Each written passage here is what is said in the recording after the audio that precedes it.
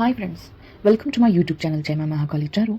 और आज हम देखने वाले हैं कि मेडिटेशन करने से हमारे बॉडी को और माइंड को क्या क्या फ़ायदे होते हैं। जब हम मेडिटेशन करते हैं तो हमारे जो 7 चक्रास हैं उनकी क्लीनिंग हो जाती है।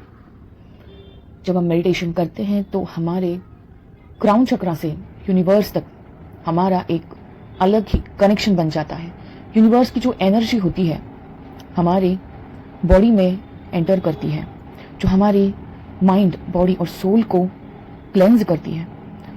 मेडिटेशन करने से हमारी बॉडी का जो ऑरा होता है वो बहुत ज़्यादा क्लीन और स्ट्रांग हो जाता है।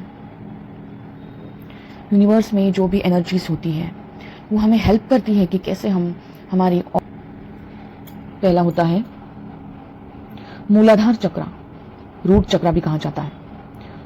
सेकंड सेक्रल चक्रा, थर्ड हार्ट चक्रा, फोर्थ हमारे थ्रोट में होता है थ्रोट चक्रा यानी मूलाधार यानी रूट चक्रा। यहाँ पर होता है सेक्रल चक्रा, स्वाधिष्ठान चक्रा। यहाँ पर होता है हार्ट चक्रा। हार्ट चक्र यानी अनाहत चक्र। थ्रोट चक्र यानी विशुद्धि चक्र। थर्ड आई चक्र यानी आज्ञा चक्र। यहाँ पर होता है क्राउन चक्र यानी सहस्त्रार चक्र। हमारे सिर के ऊपर सहस्त्रार चक्र यानी सहस्त्रार कमल खिले हुए होते, कमल की पंखुड़ियां होती है।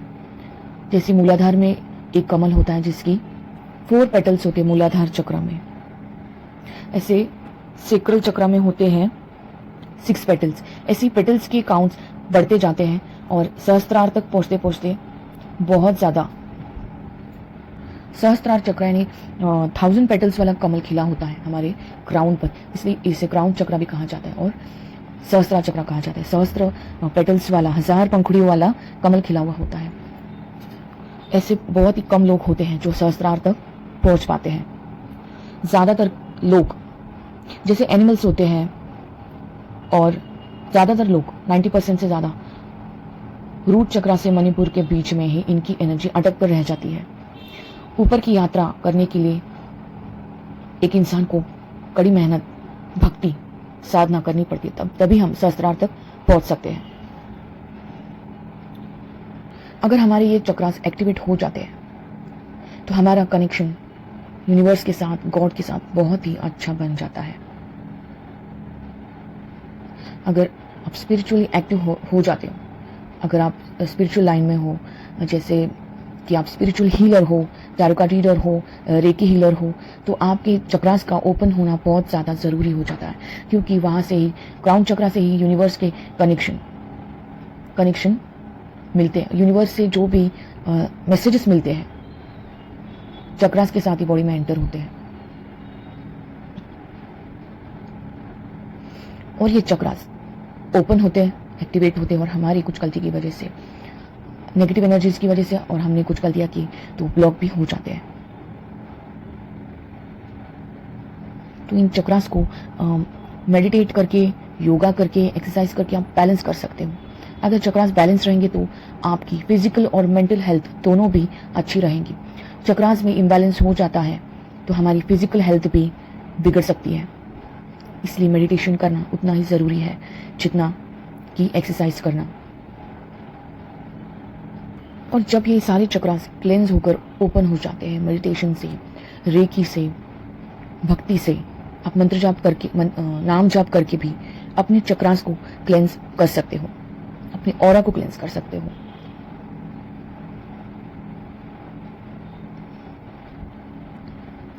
चक्रास एक, जैसे हमारी जो म्यूजिक की सीडीज होती है जिनमें सारे सॉन्ग्स स्टोर होते हैं, वैसे ये जो चक्रास होते हैं 7 चक्रास, उसमें हमारे जो सोल होता है उसकी सारी पिछले जन्म की इंफॉर्मेशन, जो भी कर्म उसने किए, जो कुछ भी उसने किया, जो उसकी लाइफ स्टोरी थी, सब कुछ इन चक्रास में रिकॉर्डेड होता है, स्टोर्ड होता है।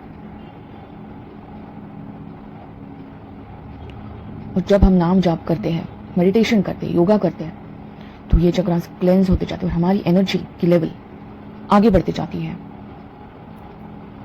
चक्रास को हमेशा क्लीन रखना, एनर्जाइज्ड रखना बहुत ज़्यादा हार्ड होता है। बहुत ज़्यादा मेहनत करनी पड़ती है, तब हम इन्हें क्लींस एनर्जाइज्ड रख सकते हैं। और हर चक्रा के अलग अलग कलर्स होते हैं। यानी हमारे रूट चक्रा का कलर है रेड, सेक्रल चक्रा का कलर है ऑरेंज, मणिपुर चक्रा हमारे बेली के पास होता है, उसका कलर है येलो, हार्ट चक्रा का होता है ग्रीन कलर, थ्रोट चक्रा का कलर होता है ब्लू, थर्ड आई चक्रा जो हमारे आईब्रोज की मिडिल का जो पॉइंट है उसे थर्ड आई चक्रा कहा जाता है, उसका कलर होता है इंडिगो, क्राउन चक्रा सहस्त्रार चक्रा का कलर होता है वॉयलेट। तो इन सब के अलग अलग कलर्स हैं, तो उन कलर के क्लोथ्स पहनकर भी आप इन्हें हील कर सकते हो।